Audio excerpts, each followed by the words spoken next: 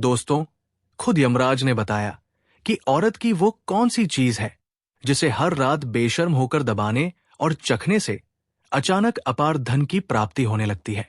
लोग औरत की कौन सी चीज को दबा दबा कर चूम कर अमीर बन जाते हैं। जो भी मनुष्य औरत की ये चीज दबाता या चखना है, उसके घर में सदा मां लक्ष्मी का वास रहता है और मां लक्ष्मी की कृपा हमेशा बनी रहती है।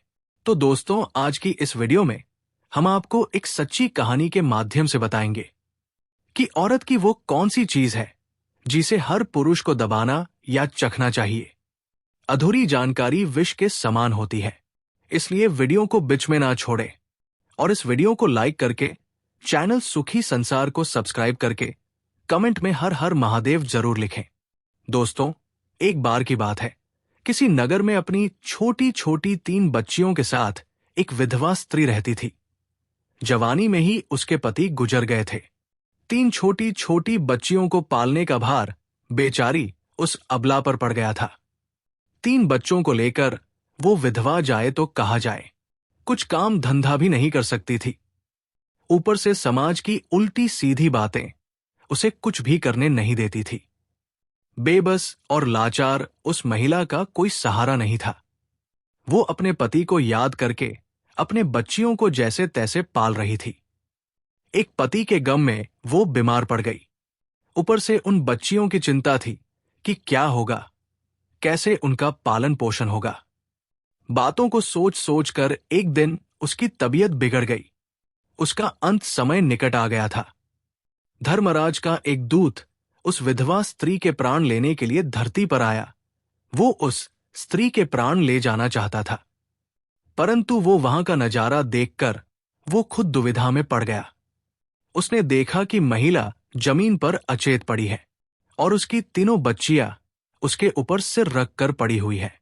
सबसे छोटी बच्ची उसके स्तनों से लिपटी हुई थी। ये करुणमयी दृश्य देखकर देवदूत के हृदय में दया आ गई। उसे उन बच्चियों की दशा नहीं देखी गई।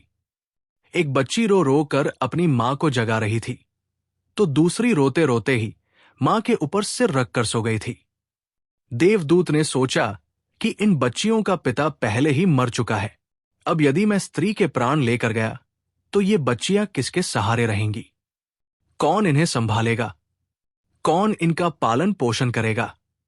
पृथ्वी लोक के मनुष्य तो इतने स्वार्थी हो गए हैं कि बिना मतलब के कोई किसी का सहारा भी नहीं बनता। यदि कोई किसी की मदद कर भी देता है तो वो बदले की उम्मीद करता है या फिर उसे अपने एहसान के नीचे जीवन भर दबाकर रखना चाहता है। देवदूत बोला है, स्वामी, मैं चाहता हूं कि उस महिला को थोड़ा जीवन और दे दिया जाए ताकि वह अपने बच्चियों को पाल पोस कर बड़ा कर सके।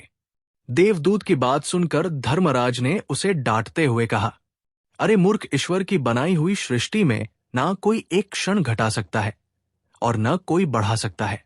उनकी मर्जी के बिना न तुम किसी को जीवन दे सकते हो और न ही समय से पहले किसी को मार सकते हो। ईश्वर जो करता है सबके साथ अच्छा ही करता है। तुम कौन होते हो विधाता के लेख को बदलने वाले? तुमने उस महिला को ना लाकर ईश्वर के नियमों का उल्लंघन किया है। तुमने बहुत बड़ा अपराध कर दिया है, इसलिए तुम्हें इसका परिणाम भोगना ही पड़ेगा। जाओ, जिस पृथ्वी के मनुष्यों से तुम्हें ममता है उसी पृथ्वी पर मनुष्य शरीर बनकर अपना पाप भोगो। देवदूत कहने लगा, हे स्वामी, धरती लोक से मेरा उद्धार कब होगा और कैसे होगा? तब धर्मराज कहते हैं, हे दूत, धरती पर जाकर जब तुम 3 बार अपनी मूर्खता पर खिलखिलाकर हंस लोगे तब तुम्हारा उद्धार हो जाएगा। मित्रों, इतना कहकर धर्मराज ने उस दूत को धरती पर भेज दिया। वो धरती लोक पर मनुष्य शरीर में आ चुका था। उसके शरीर पर वस्त्र नहीं थे। मित्रों, यहां का एक नियम है कि जब कोई मनुष्य जन्म लेता है तो उस समय वो नग्न होता है। देवदूत ने जन्म तो नहीं लिया था, पर वो निर्वस्त्र ही एक सड़क के किनारे पड़ा ठंड से ठिठुर रहा था। वहीं से एक मोची गुजर रहा था। वो मोची ठंड से बचाने के लिए अपने बच्चों के लिए कपड़े लेने जा रहा था। रास्ते में ठंड से ठिठुरते एक नग्न व्यक्ति को देखकर उसे दया आ गई। उसने अपने बच्चों के लिए तो कपड़े नहीं लिया, लेकिन उस देवदूत के लिए कपड़े और कंबल जरूर खरीद लाया और वे कपड़े लाकर उस देवदूत को दे दिए। देवदूत कहने लगा, भाई आपने मुझे कपड़े देकर मुझ पर बहुत बड़ा उपकार किया है, लेकिन कपड़े देकर मुझे ठंड से तो मेरा दुख दूर कर दिया है, पर ना तो मेरा कोई घर है, ना कोई परिवार, और ना ही भोजन का कोई साधन। तब मोची बोला है, भाई तुम मेरे घर चलो, मैं तुम्हारा हर बोझ उठा लूंगा। दोस्तों, अब तो वो मोची उस देवदूत को लेकर अपने घर पहुंचा। उधर मोची की पत्नी ने देखा कि उसका पति तो बच्चों के लिए कपड़े लेने गया था। कपड़े तो कुछ लाया नहीं, उल्टा एक आदमी को घर बुला लाया है। पत्नी अपने पति से झगड़ने लगी, उसे भला बुरा कहने लगी। ये देखकर वो देवदूत बहुत जोर जोर से हंस पड़ा। मोची ने पूछा, अरे भाई, तुम हंसते क्यों हो? ऐसा क्या देख लिया तुमने? तब देवदूत ने कहा, हे भाई, मेरी हंसी का रहस्य मैं आपको अभी नहीं बता सकता, समय आने पर मैं तुम्हें स्वयं बता दूंगा। मित्रों, अब तो वो देवदूत उस मोची के घर में रहने लगा और कुछ ही दिनों में उसने मोची का सारा काम सीख लिया। देवदूत के द्वारा बनाए गए जूते और चप्पल बिकने लगे। चंद दिनों में मोची धनवान बन गया।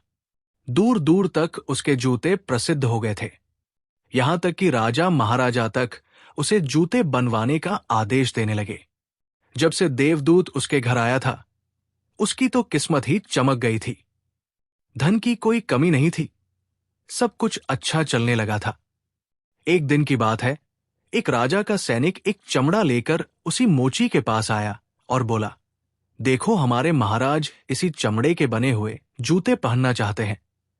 ये चमड़ा बहुत कीमती है, तुम इससे ठीक से एक जोड़ी जूते तैयार कर दो। ये चमड़ा खराब नहीं होना चाहिए, पर ध्यान रखना, इस चमड़े के जूते ही बनना चाहिए, भूल से भी इसकी चप्पल मत बना देना। मित्रों, राजा का सैनिक चमड़ा देकर चला गया। इधर मोची ने भी देवदूत को समझाया, देखो, ये राजा का मामला है, इसमें कोई गलती मत करना, चमड़ा भी बहुत कम है, इसलिए इसे खराब नहीं होना चाहिए। उन्होंने जूते बनाने के लिए कहा है तो जूते ही बनाना, गलती से अगर चप्पल बना दी तो राजा हमें कठिन से कठिन सजा देगा। मित्रों, मोची के इतना समझाने के बाद भी देवदूत ने उस चमड़े से चप्पल ही बना दी। चप्पल देखकर मोची की सांसें फूल गई। वो देवदूत को डांटने लगा, यहां की डंडा लेकर उसे मारने के लिए दौड़ा और कहने लगा, अरे मूर्ख, तुझे बार बार समझाया कि जूते ही बनाना, लेकिन तूने चप्पल बना दी। अब राजा हमें नहीं छोड़ेगा, तू भी मरेगा और मैं भी मारा जाऊंगा। वो हमारे पूरे घर को फांसी लगवा देगा। मित्रों, मोची को अत्यंत दुखी देखकर देवदूत एकदम से खिलखिलाकर हंसने लगा। उसे हंसता देख मोची बोला, अरे मूर्ख आदमी, सारा काम बिगाड़कर अब हंस रहा है। देवदूत बोला, वो देखो, जूते लेने के लिए राजा का सैनिक आ रहा है। मित्रों, सैनिक को देखकर मोची के हाथ पैर फूल गए कि अब वो जूते मांगेगा तो मैं कहां से दूंगा। तब तक वो सैनिक पास आ गया और बोला, हे मोची भाई, कल मैं जो तुम्हें चमड़ा दे गया था, उसके जूते मत बनाना, चप्पल बना देना, क्योंकि राजा साहब का देहांत हो गया है और यहां की ये प्रथा है कि मरने वाले व्यक्ति को चमड़े की चप्पल पहनकर अर्थी पर लेटा दिया जाता है। मित्रों, सैनिक की बात सुनकर मोची को ऐसा लगा कि जैसे मरे हुए शरीरों में प्राण पड़ गए हो। उसके हाथ से डंडा छूटकर जमीन पर गिर पड़ा और उसने देवदूत के पैर पकड़ लिए और उससे माफी मांगने लगा। देवदूत मोची की इस हरकत पर खूब जोर जोर से हंस रहा था। मोची ने पूछा, भाई, अब तुम क्यों हंस रहे हो? तब देवदूत बोला, हे भाई, समय आने पर मैं अपनी हंसी का कारण बता दूंगा। मित्रों, एक दिन की बात है, मोची की दुकान पर 3 नौजवान लड़कियां एक बुढ़िया के साथ आई। उन तीनों लड़कियों की शादी होने वाली थी। वे अपने लिए जूतों का नाप देने आई थी। उन लड़कियों को देखकर देवदूत ने पहचान लिया कि ये वही तीनों लड़कियां हैं जिनकी मां को न ले जाने के कारण आज मैं अपने किए की सजा भोग रहा हूं। पर अब ये लड़कियां जवान हो चुकी हैं, काफी सुंदर भी हैं, किसी अच्छे घर में पली बड़ी मालूम पड़ रही है। तब वो बुढ़िया कहती है, हाँ बेटे, इनकी मां इन्हें बचपन में ही छोड़कर चल बसी थी। इनका कोई सहारा नहीं था, तब मैंने इन्हें अपने पास रख लिया। मेरे पास करोड़ों की दौलत है, पर दुर्भाग्य से मेरा भी कोई नहीं है। मैंने इन्हें रख लिया, पढ़ाया लिखाया, इनकी परवरिश की, और आज बहुत ही ऊंचे घराने में मैं इनका विवाह करने जा रही हूं। लड़कियों का भाग्य देखकर देवदूत सोचने लगा, परमात्मा जो करता है अच्छा ही करता है। यदि उस समय उनकी मां नहीं मरती तो ये तीनों भयानक गरीबी, भूख मरी और दरिद्रता में पड़ी रहती। इनकी मां के मरने के कारण आज ये तीनों लड़कियां बहुत बड़े घरों की बहू बनने जा रही है और इस बुढ़िया की करोड़ों की संपत्ति की मालिक भी बन चुकी है। ये बात सोचकर देवदूत अपनी पहले की मूर्खता को याद करके जोर जोर से हंसने लगा। वो 3 बार हंस चुका था। मोची ने पूछा, भाई, अब तुम किस लिए हंस रहे हो? कृपया अपनी हंसी का रहस्य समझाइए। तब देवदूत बोला, हे भाई, मैं 3 बार हंस चुका हूं। अब मैं तुम्हें अपनी हंसी का कारण बताता हूं। मैं एक देवदूत हूं। अभी अभी जो 3 लड़कियां जूतों का नाप देने आई थी, जब ये तीनों छोटी थी तो इनकी मां मर गई थी। इनके पिता पहले ही मर चुके थे। इन तीनों लड़कियों पर तरस खाकर मैंने इनकी मां के प्राण नहीं लिए। उसी कारण धर्मराज ने मुझे श्राप देकर धरती पर भेज दिया। मैं निर्वस्त्र एक सड़क के किनारे पड़ा था। तब तुम मुझे अपने घर ले आए। घर आकर तुम्हारी पत्नी तुमसे खूब लड़ी थी, वो भी इस जो तुमने मेरे ऊपर खर्च किए थे, पर वो उस लाभ को नहीं देख पा रही थी जो मेरे आने के कारण तुम्हारे घर की किस्मत बदलने वाली थी। दूसरी बार मुझे हंसी तुम्हारी मूर्खता को देखकर आई थी, जब तुम राजा के जूते न बनाने के कारण मुझे डंडा लेकर मारने के लिए दौड़े थे। उस समय तुम राजा के जूते वाली बात सोच रहे थे, पर तुम्हें यह नहीं मालूम था कि राजा के साथ क्या घटना घट गई है, जो उसे जूतों से अधिक चप्पलों की आवश्यकता पड़ गई।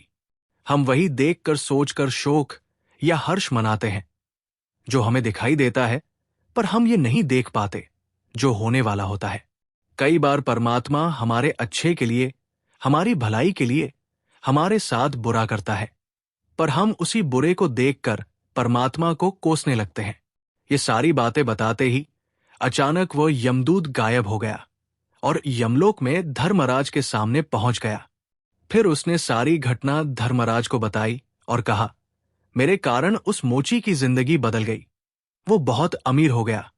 पहली बार तो मुझे उसकी पत्नी पर हंसी आई, क्योंकि उसे अपना नुकसान दिखाई दिया, लेकिन बाद में होने वाला लाभ नहीं दिखा। तब धर्मराज बोले, तुम अपनी सजा पूरी किए बिना ही यमलोक चले आए, क्योंकि तुम्हारा उस मोची की पत्नी की मूर्खता पर हंसना व्यर्थ था। वो तुम्हारी वजह से अमीर नहीं हुआ, बल्कि उसके अमीर होने का कोई और ही कारण है। अब तुम्हारी सजा तभी खत्म होगी जब तुम उस मोची से ये पता करके आओगे कि वो अचानक अमीर कैसे बना। धर्मराज की ये बात सुनकर यमदूत दुखी होकर फिर से पृथ्वी लोक पहुंच गया।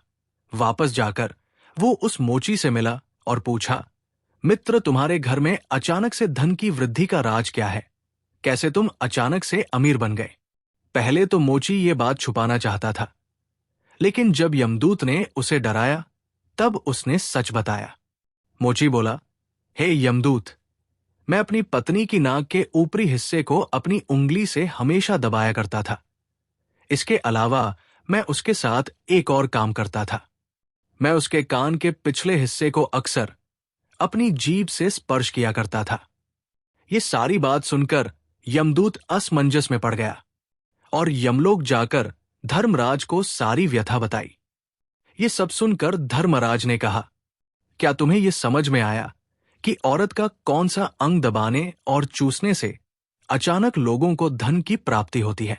तब यमदूत ने कहा, नहीं धर्मराज जी, मुझे अभी भी समझ में नहीं आया। तभी धर्मराज जी कहते हैं, अगर अभी समझ नहीं आया तो मैं फिर से तुम्हें बताता हूं। मोची अपनी पत्नी के साथ जो पहला काम करता था वो ये था कि वो उसकी नाक के ऊपरी हिस्से को अपनी उंगली से दबाता था। जिस भी मनुष्य के घर में पैसों की कमी है, उसे अपनी उंगली से औरत की नाक के ऊपरी हिस्से को जरूर दबाना चाहिए। दोस्तों, औरत की नाक का ऊपरी हिस्सा बहुत शुभ माना जाता है।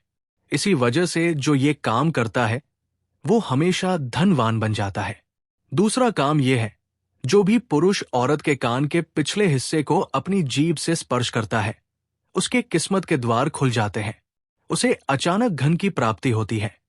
ऐसा इसलिए होता है कि औरत के कान के पिछले हिस्से में माता लक्ष्मी का वास होता है। जब आप ऐसा करते हैं तो माता लक्ष्मी आपसे प्रसन्न हो जाती है और आपको अपार धन देती है। और आपने एक बात तो जरूर सुनी होगी, औरतें माता लक्ष्मी का रूप मानी जाती है। यही वजह है कि इस संसार में जो भी मनुष्य ये पवित्र काम करता है, उसका घर धन से भर जाता है। इस प्रकार यमदूत अपनी सजा पूरी कर लेता है और पुनः यमलोक का कार्यभार संभालने लगता है। दोस्तों, आज का ज्ञानवर्धक वीडियो कैसा लगा? कमेंट करके जरूर बताएं और चैनल को सब्सक्राइब करके कमेंट में हर हर महादेव लिखना ना भूलें। धन्यवाद।